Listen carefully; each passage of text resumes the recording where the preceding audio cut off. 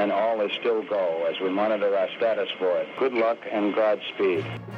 Have you ever had a premonition, a feeling that something dreadful was about to happen? No, Mother, I have not been drinking. Do you happen to have a pair of birds that are just friendly? We all go a little mad sometimes. I have to go back into the past once more, just once more. This is HitchPod, a podcast counting down the 20 best movies of the wonderful 20th century director Alfred Hitchcock. In this podcast, we rewatch a Hitchcock movie and then talk about it. I'm Dan Lipke, and I'm recording this podcast while protesting my innocence. And I'm Kat Jones, and I've got sore wisdom teeth because this time around we're rewatching the 16th best Hitchcock movie, as voted on by our listeners, and that's The Wrong Man from 1956. Yes. So other things that happened in 1956. The big one is these are from memory, are they, Dan? These are from memory. The 1956 is like peak Elvis era. Just kind of behind the scenes a bit. We've got a number of different places we go to search for what happened in these various historical years. Every single one of them is just like Elvis. It's all about Elvis. So he had like number one single for the year. That was Heartbreak Hotel. But he also had Hound Dog and Don't Be Cruel, and they were all 11 weeks at number one. So just everything Elvis. He was making movies. He was just being a massive superstar. So this everywhere you went, like every department store, every hotel, all the background music would have been Elvis. Elvis, yep. And so yes, everything is all about Elvis. There may have been a couple of other things, but not much. So we also had Don't Go Near the Water by William Brinkley was published. That was kind of the major book of the year. Have not read it. No, me neither.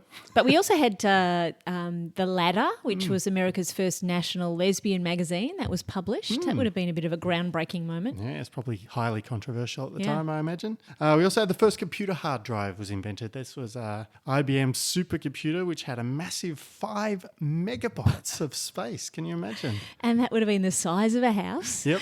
And these days, the 5 megabytes can fit into, 5 megabytes. AirPods. Wouldn't even bother with 5 megabytes. Yep. Yeah, that's right. Yes, and we also had, of course, the most popular names, which were Mary and Michael, still pretty much hanging in there. This is in the US. But we were also in a period where Linda was surging up the charts a bit. Quite a bit of Linda in the second and third spot. And of course, 1956 also saw, as we mentioned, the release of The Wrong Man. Yes, I'm about to give you a recap of The Wrong Man. And if you want to go away and watch it, please do so now.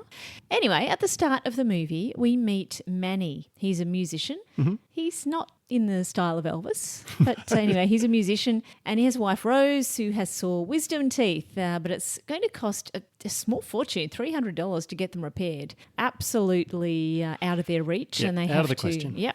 Plan for that expense. Anyway, luckily Manny has a plan. He'll head off to the life insurance company. Everyone had a life insurance policy in those days, and borrow some money against Rose's insurance and use that to pay for her teeth to be repaired. A very common strategy for loaning money in those days. Yep.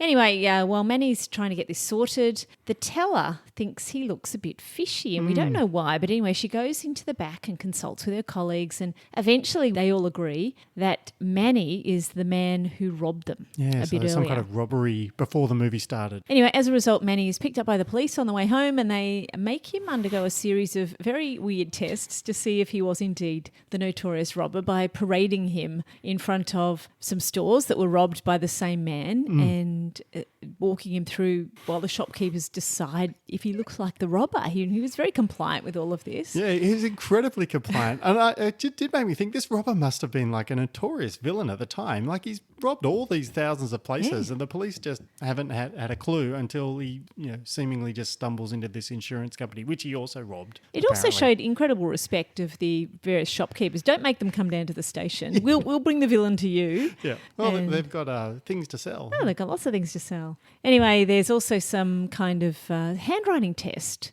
And I know handwriting tests back in this era were pretty dodgy, but anyway, they make him write something down, and it's discovered that he misspells the same word as the villain. Yes. He misspells the word draw. And that is a problem for him. He only does it once. He writes these things twice. They make him keep writing it till he misspells till he gets it wrong. That word in the same way that, 90% of the population would misspell it. So anyway, he's also in a lineup where he's identified as the robber. And then Manny is arrested and sent off to jail. That's enough to incriminate him. Yep. All this is taking place while poor old Rose is at home. She doesn't know where her husband is. And eventually her brother-in-law finds out what's happened, and they go through various court machinations, and bail is set at another astronomical figure of $7,500. I guess he's a pretty good flight risk. I mean, they'll get their money back. Yeah. Somehow they find the money. Anyway, Manny and Rose go see a lawyer called O'Connor, and O'Connor listens to their entire story at some kind of, astronomical hourly rate, no doubt. Yes. Please take your time. Yeah, don't spare any details. Fill me in on absolutely everything, and we'll just add that to your enormous debt that you're accruing here. Yes, but if you want to save some money, how about you go investigate all of the alibis yourself? Yep. And that hadn't occurred to them, but what a good idea. They go off and investigate a likely alibi for one of the robberies where they were on holiday. Yep. And further investigation reveals that everyone they holidayed with is now dead and hence useless as alibis, which was a pretty good feat because the holiday was relatively recent. Yeah. So... anyway, around this time, Rose goes crazy. She's had enough. She attacks Manny with a hairbrush and is sent to some kind of mental institution, and Manny goes to trial. Yeah. Family I did enjoy how after attacking Manny with a hairbrush, they took her to a psychiatrist who was bald, which is presumably his strategy for dealing with hairbrush crazed fiends. It was a good choice then, good selection of psychiatrists. So Manny's on trial, but he doesn't get a fair trial, apparently, and that is because the trial is declared a mistrial. One of the jurors just stands up and shouts, "Do we have to listen to this?" at one speaking point, for all of us. when O'Connor was droning on about something. Anyway, that's buys Manny a bit of time, and before he gets to a second trial, the real robber is caught, conveniently enough, and Manny is set free. Anyway, Rose is still crazy. She's the one who does time. She does 2 years in the mental institution. As the text over the credits tells us, she does eventually get better. Yep. And that is the end. Yeah, so that's a recap of the plot. We do have a slightly more in-depth recap and other thoughts on the movie. If you want to check out our season 1 discussion of The Wrong Man, that's out from behind the paywall at the moment, so you can go have a listen to that if you want more detail and our original thoughts on the movie. But we're about to go into our second watch thoughts. Some shampoos keep you looking young. Some shampoos keep you looking innocent. But only Garnier Young and Innocent keeps you looking young and innocent. Young and Innocent shampoo, because who wants old guilty hair? Before we get into our second watch thoughts, I will do my traditional 3 jokes and a limerick, not skiving via ChatGPT this time. I've actually came up with 3, so Kat's just going to tell me whether any of them are any good. We shall see. All right, so joke 1. When Manny was arrested, Rose called all the hospitals only to be told there was nobody there fitting his description. Of course not. Everybody fitting his description was out committing robberies. No, that's a thumbs up. That's very good. That's a true story as well. A true story, yeah. Based on a true story. Second joke. I'm not surprised they couldn't find the boxer they were playing cards with on holidays. A card-playing dog? He would have been probably off getting his portrait painted. Yep, you get a thumbs up for that one. True too. story. That's excellent. Yeah. It didn't occur to me that they were all dogs, but now that would have really added something, wouldn't it, to the story? Yeah. Last one. In retrospect, I bet Manny regrets paying for his previous dental appointment by borrowing against his insurance policy for being falsely accused of armed robbery. Yes. True story. That one's a thumbs up too. It takes a bit of thought there, but I think you've got 3 out of 3 here. Let's see what the limerick's like. All right, the limerick. Looking for robbers in each nook and cranny is far too hard when you can instead arrest a Manny. Just throw him straight in the can. You've surely got the right man, even if the resemblance is far from uncanny. Oh, yes. I think you can get a thumbs up on the limerick as well. Oh, there you go. So it's a winner in terms of jokes and limericks. Indeed. Far better than ChatGPT would have managed there. Yes. So what did you think on the rewatch? Well, is it possible to give a lower score on the rewatch than I did on the original? I found this very boring, this movie. Yeah, it is. It's a bit dull, right? It is a little bit dull.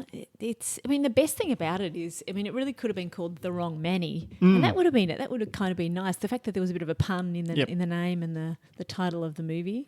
Yeah, so I did a bit of research as I was looking through this, trying to come up with something that would perhaps save it. And I did discover that in real life, Manny perhaps sensibly sued the city for false arrest. He asked for $500,000, probably just to pay off the lawyer. Yeah. But in true Manny fashion, accepted a settlement of just $7,000, which feels about right based on what we've learned from the movie. A little bit less than what the bail was posted as. He did also earn some money from the film, $22,000 apparently, but that went mostly to repaying all the loans they took out for Rosa's care. Good grief. But no word on her teeth, whether he had to spend the money to pay for it. Hopefully she got her teeth fixed while she was in the facility. You would hope so, yeah. Did they make a movie about the repayment of the loans for the psychiatric care? Probably. That would have perhaps even been more interesting. Oh, it would be, yeah. All the accounting and the balancing of the sums, yes. Yeah. There is also apparently a street named Manny the Wrong Man Balistrero Way. I like to think people are constantly driving down it the wrong way, right? Yes, that would be good. I mean, it is a little bit too close to calling a street just the wrong way. Yeah. Which would be also good. Okay, so is that close to his house or something? Yeah, I think so, yeah. They've set it up. He was in New York, wasn't he? Yeah, New York? yes, yeah. So it was, didn't it capture me? At least I didn't fall asleep this time. Like the first time I did fall asleep while I was watching it. Yeah. So I did manage to stay awake for the entire movie. So I consider that like a step up, I guess. I kind of appreciated all the film noir elements to something that was effectively a true story. So that's a noir documentary almost. Yes, yeah.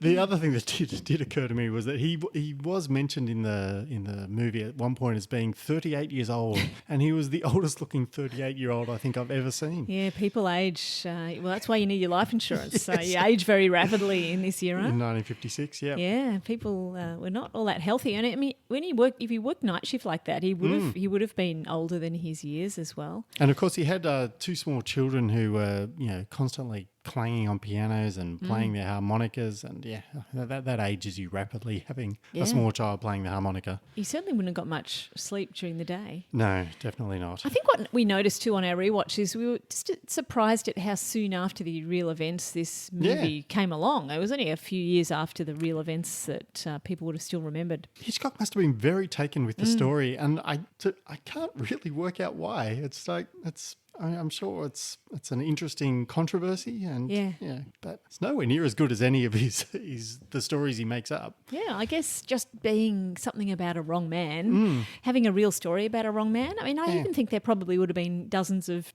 other true stories that would have been more interesting about wrong men. Yeah. The other thing I noticed too here is if you're going to be wrongly accused of a crime, make sure you're a night shift worker, because he was going to court in the daytime and working at night. Like, he didn't even miss a day of work. Yeah, that's the way to do it. Well, I mean, he had to keep working. He had all these, lawyers' bills and dental bills to pay. Yeah, it's crazy. That's right. Yes. So, do we have any overrated scenes or a famous scene in this that we can assess? I'm not sure there are any famous scenes, which makes it hard for any of them to be overrated. Yep. The one that I thought of, I know you've got a different one here as well to talk about, but I like where Manny came face to face with a real criminal. I feel like that was perhaps a little bit overrated. Yep. But maybe it's not overrated when no one really knows of any of these scenes. Yes. Yeah. I mean, the one that I was thinking of was the moment in the jail where Manny has been arrested and he's gone through all these terrible evening, and he's feeling a little bit overwhelmed by the situation. Hitchcock demonstrates how he's feeling by, spinning the camera around in circles around his face and having the loud music, which, all the kind of camera tricks he used in Spellbound earlier and would later use in Vertigo. And it just seemed like this was a bit of a half-hearted effort, really. It was just spinning the camera. It really just looked like the cameraman had just twirled the camera a couple of times without any other special effect even. Can you just give us a bit of a twirl? And he just moved the camera. I mean, I reckon I could have done it on my iPhone. Anyway. Yes. Do we have an underrated scene, though? Yes, well, there are quite a few underrated scenes, I suppose, in the scheme of the movie. These are the little scenes that we were tickled by, I guess. And The scene, I mean, apart from the scene with the women in the insurance office, which we will be talking about later, where they're all secretly talking to each other while Manny waited, the scene where they're trying to track down all the poker playing people, and they find two little girls who open the door. We really love this scene, don't we? It's so creepy, and it's just very funny. These two giggling girls, and they just cheerily inform them, "Oh no, he's dead!" Just like and close the door. Yeah, it was petrifying. It's like they came out of another movie. It's truly out of another movie. There's some kind of horror movie running along in parallel beside this one, and these little. I reckon they've killed this man and are busily eating him in the room. Definitely. Yeah. So that was particularly good. That made us laugh the second time around as well. Yes. Now, what about any books where related to this? Well, this is where we would ordinarily be running a book club over on our Patreon, but we didn't do that this month because I think the only book related to this story is like decades out of print, impossible to find. So we gave the book club a miss, and we didn't do a Zoom call this month because starting next month on our Patreon, I think we've decided that we're going to watch some of our favourite movies from the 1980s through to today, and we'll specifically look at them through a Hitchcock lens, right? Yeah, we're watching movies that have come around since Hitchcock died. Yeah. And, what he might have thought about them or the way he might have enhanced them. But just they're the kind of movies that you will have seen before. And what's our first movie? Our first movie is going to be The Incredibles, which I'm pretty sure Hitchcock didn't do any animation in his time, but we'll see what he might have done with The Incredibles. So if you'd like to listen to us talk about that movie, you just have to become a patron of HitchPod. That's over at patreon.com/HitchPod. It's just a couple of bucks a month, and that gets you access to everything, including all of season 1, which is every single Hitchcock movie. All right, let's see what our listeners thought about The Wrong Man, because we've been a little bit harsh on it, perhaps. Well, it ended up at number 16. Obviously, people listening really love this movie, and we love it too. We just don't love it as much as some of the others. Love is a strong word. So some stats on this 16th spot ranking. So the highest ranking it got was second. Someone ranked it their second favourite movie. Yeah, good work. The lowest ranking it got was 34th, which is still not too bad. But the percentage who had it in the top 20 was 15%. Yep. And the percentage who had it in the top 10 was just 4%. But in terms of differences between our patrons and our non-patrons, this one was definitely a patron favourite. Yes. So if the patrons had not voted for this one, it would have been outside the top 20. We would not have been talking about it. So thank makes you, a patrons. difference. Yep, So makes a big difference. the patrons voted for it. They enjoyed it. And we did run some Twitter polls, not just on our patrons, but our non-patrons as well, to gauge general vibes about the movie. So the favourite male character, who do you think the favourite male character was? Well, it can't possibly be Manny. Was it O'Connor? or no, was it the juror who was irritated by it all? It was the irritated juror. The irritated juror got 60% of the votes. Oh, do we have to listen to this? The favourite female character. Oh my goodness! Again, I don't think it's Rose. Let's see. Was it Mama? No, it wasn't. It was the witness with the glasses, with the big stern glasses. She got 50% of the vote. She was one of the she was the secretary in Frenzy. I'm almost positive. She could well have been, yes.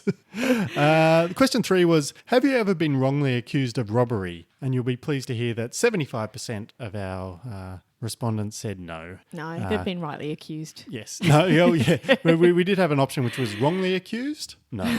That got 25%. And question 4 was: what musical instrument would you most prefer your child to learn? And 43% of people said the piano. Yeah. Okay. I bet it wasn't harmonica. Better than harmonica. Yes. But we did get some other questions via email, right? Yes, we did. We had a question from Norman, who asks us a question every single time. Thank you, Norman. Yep. And this is a teeth question. Yes. Rose, trigger warning if you don't want to hear us talking about teeth. Rose had bad wisdom teeth, and we later learn Manny had some kind of tooth problem that meant he would have had a swollen jaw when the robbery took place. We also know Hitchcock loved toothpaste from his earliest days as a director, and a number of movies had toothpaste and toothbrushes in them. So was this movie actually a lesson in proper dental care? That's an excellent question, Norman. Thank you. Like the wrong dental plan. Is that what it should have been called? Yeah, I mean, who was his dentist? Yeah. So we assume this is a rhetorical question, Yes. right? And the answer is yes. Yes, the answer is definitely yes. Definitely a movie about proper dental care. Yeah. We did also have a question on our Patreon feed. Patron Freddie says, given that the story obviously has elements of truth, does that not earn it a small amount of kudos? Doesn't it at least do well to spread awareness of this terrible story? Or should the goal just be entertainment? Then in parentheses, not a trick question, I'd be fascinated by your answer. So hopefully our answers are fascinating. What's your thoughts, Kat? Well, fiction is better than truth. Yes. Yeah. I guess it's important in those days. It's early days of TV. Normally something like this would have made a fascinating serial style drama, Yes. right? Yep. And you would have a podcast about it, and you would have a wonderful television series about it. Yeah, Netflix would drop like a 12-parter on this. Yeah. So I think it is important to spread awareness of this terrible story. And maybe doing the movie might have actually done some good for people in a similar predicament. So, plenty of policemen would have gone to see this movie, and they may not have been so trigger happy on the handwriting analysis in the future. Yes. Yeah. I can see the argument. Like there's some kind of social merits to Hitchcock. Given his notoriety and fame, telling the story and helping raise awareness of it, And sticking to the truth so Yeah. closely, was that a requirement? Yeah. I guess if he wanted to spread awareness of this could happen to anyone, but I think that he could have fictionalized it and it would have still been just as important. Yeah. I guess so. Yeah. I guess the other argument is he made so many movies. One out of 52 or whatever. He can devote to something else. But I don't know. I guess I'd rather just see a fun story. And this, for me anyway, wasn't much fun. Yes, but the embellishment. I mean, I think there was not much embellishment, No. but the way that he shot that scene in the insurance office, for example, we don't know exactly how that panned out. But the way he shot it was definitely his interpretation. It was a very Hitchcock interpretation of whatever that was a happened. great scene. Yeah. Amazing. Yeah. But overall, how do we re-rank this one? So you originally had it 43rd on your list, and I had it 49th. So do we have any changes to those original thoughts? You said at the beginning of the podcast. Could I put it lower? No, I think I'd probably I think there's at least 9 movies I would rank lower than this one. But no, I'd probably have it in the same spot. Yeah, I think maybe I would bump it up slightly higher. It is hard to believe that some of those very early movies shouldn't have been ranked below this one. Yeah. But it's still well in my bottom 10, I think. So overall of the ones we've rewatched though, where do you rank it? So we've had my ranking is Young and Innocent, Frenzy, The Lodger, and Spellbound, and I will be slotting in The Wrong Man at number 5 in that list. Okay, well, I have 5 movies. Frenzy is on the bottom. The Wrong Man is second from the bottom. Oh, okay, so it's better than Frenzy, you reckon? Yes. Oh, there you go. I can't remember if I ranked it better than Frenzy last time. I don't think you were a huge fan of Frenzy. No, I don't love Frenzy. So I think my movies are mostly still in the same order.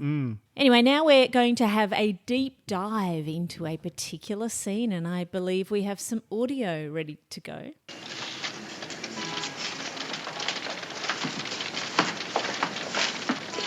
James,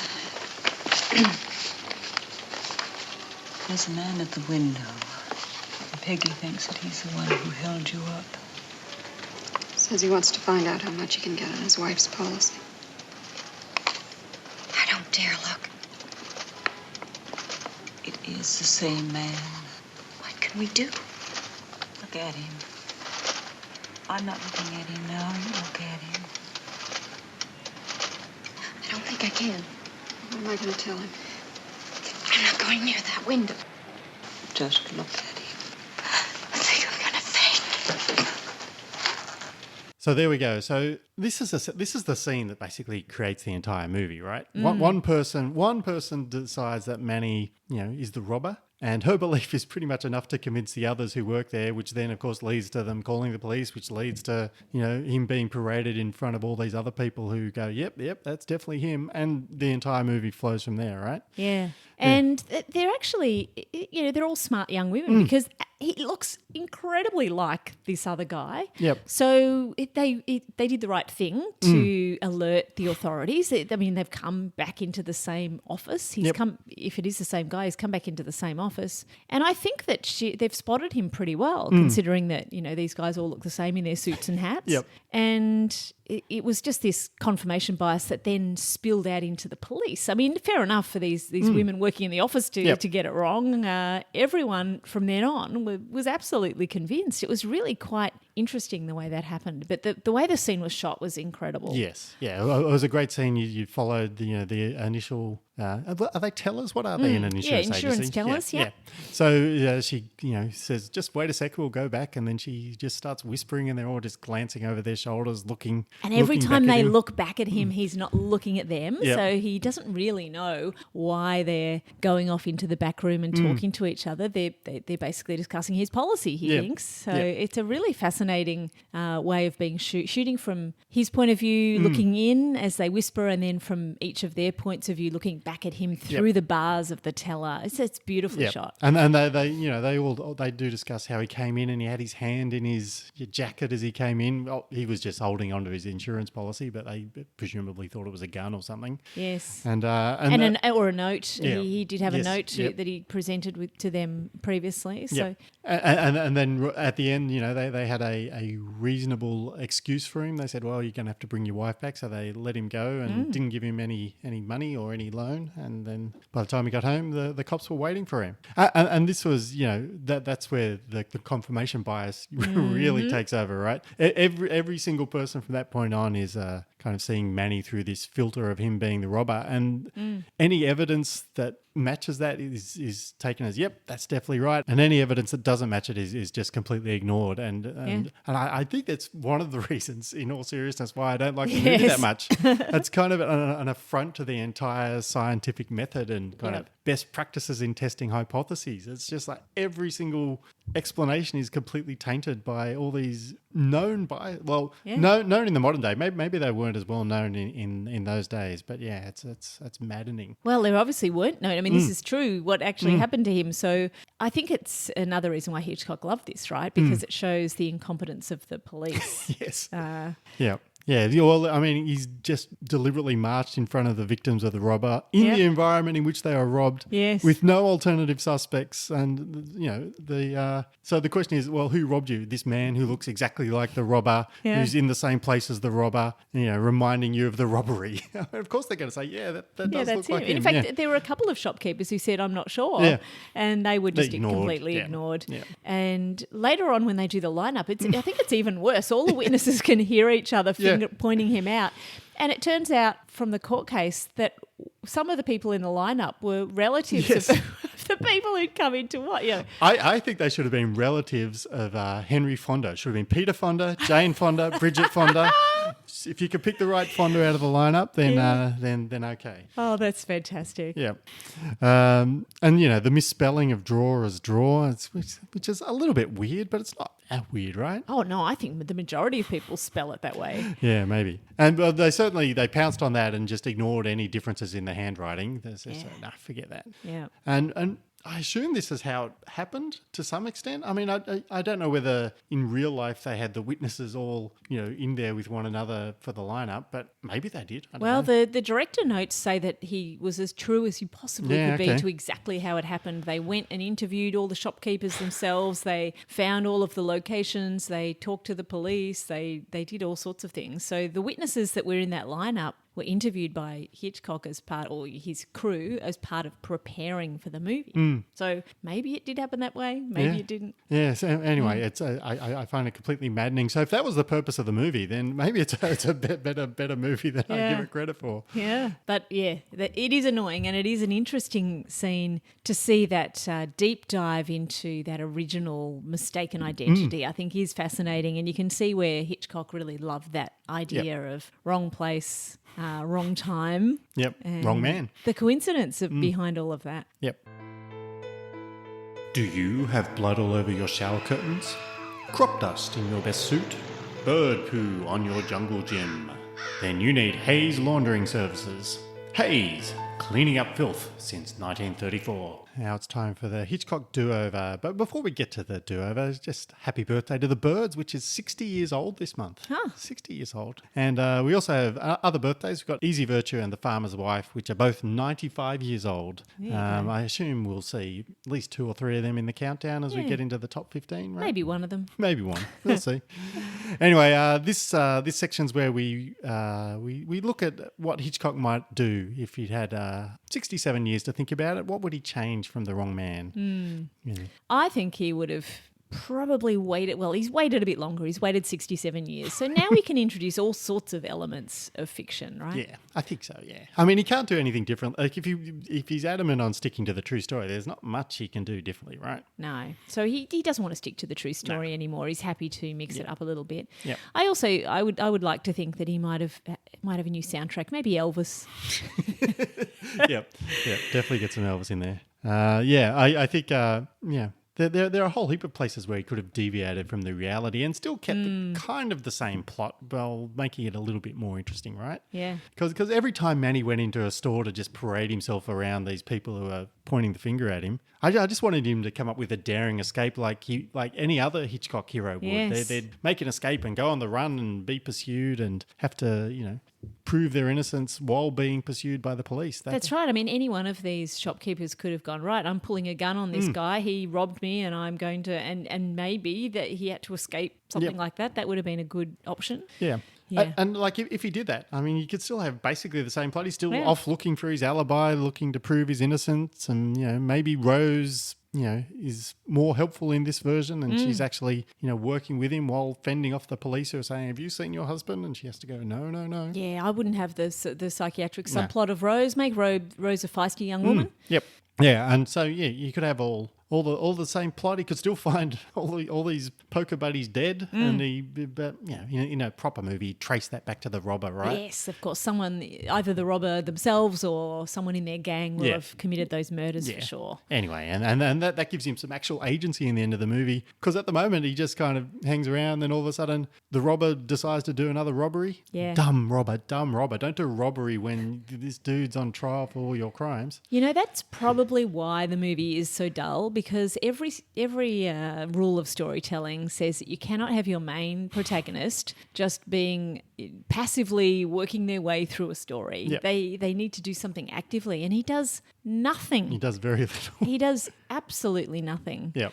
throughout the entirety of it. So I think that's one of the reasons why it doesn't make a very good story. Yeah. No, the hero of the story is that shopkeeper who pulls a knife on the real robber at the end, and she just says, no, you are not getting my stuff. Absolutely. Yep. There's definitely some agency on that one. Yes. So which actors would Hitchcock cast if he was redoing it here? Do you have any? Yes, I've got an idea, but tell me yours first. Okay, I think for Manny, I'd go for Jake Gyllenhaal from Donnie Darko, Brokeback Mountain. I think he's kind of got the generically handsome look, but he also has this kind of air of sadness about him, which I think is important to Manny, given how the state of the situation he's in.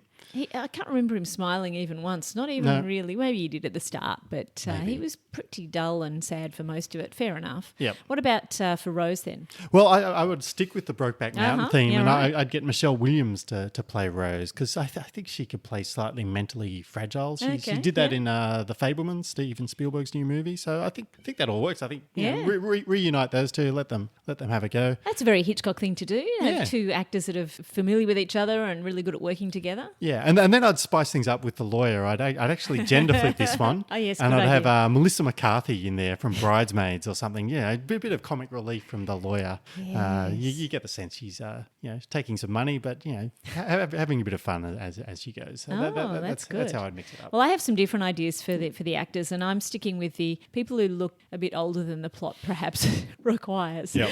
So I'm going for Liam Neeson as does Manny. I could see Can Liam you see- Neeson yeah. as Manny. Yeah. No, he looks good in a hat. I think you're still setting it in the 50s, right? Yep. So he's wearing a suit, wearing a hat. And he's good in a film noir style role. Yeah, I think that's good. And he's way too old for the part, which is perfect. Yeah, I'd love to see Liam Neeson say, I'm 38 years old when he's whatever he is now. God knows, 70. who knows.